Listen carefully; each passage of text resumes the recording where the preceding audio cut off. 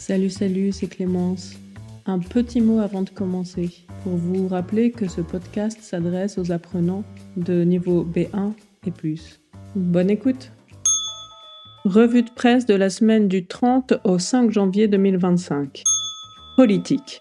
Le nouveau Premier ministre, François Bayrou, s'est rendu à Mayotte pour constater les dégâts et prendre les décisions nécessaires à la reconstruction de l'île.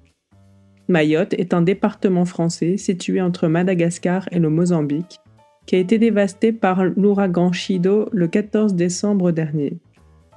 Ainsi, lundi dernier, Bayrou a dévoilé le plan Mayotte debout. L'aéroport de Mayotte a rouvert mercredi, mais il reste encore des énormes problèmes de distribution d'eau potable et de produits alimentaires à résoudre d'urgence.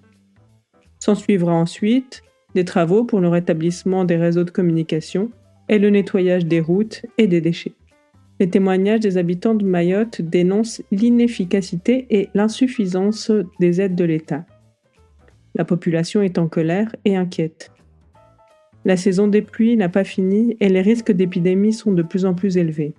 Beaucoup s'interrogent sur cette inefficacité logistique puisque cela fait plusieurs semaines que les aides sont prêtes à être envoyées depuis Madagascar et depuis les Comores, qui se trouvent respectivement à 2 jours et 2 heures de bateau de Mayotte.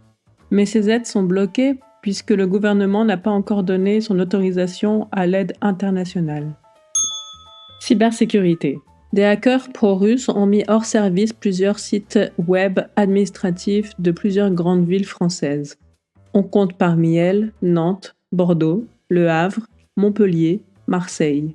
Un expert en cybersécurité explique que ces attaques n'ont pas pour but, ni pour conséquence, de voler des données personnelles, mais plutôt de donner l'impression d'un climat d'insécurité numérique.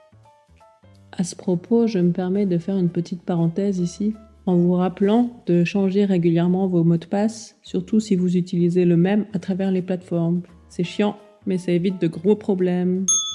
Hommage. Louis Chitli, l'un des 2 cofondateurs de l'association Médecins sans frontières, Doctors Without Borders, Médicos Sin Fronteras, est mort mercredi à l'âge de 86 ans. Santé. Une étude publiée mardi par le ministère de la Santé indique que les Français et les Françaises vivent de plus en plus vieux et en bonne santé. Les femmes sont encore saines jusqu'à 77 ans, alors que les hommes commencent à avoir des problèmes de santé vers 75 ans et demi. Culture. C'est Emilia Pérez, le film de Jacques Audiard qui représentera la France aux Oscars. Le film semble aussi être très bien placé pour les Golden Globes avec 8 nominations.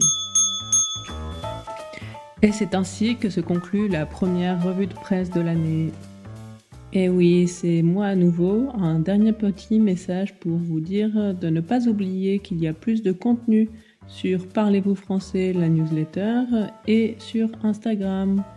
Vous trouverez les liens en description. Salut!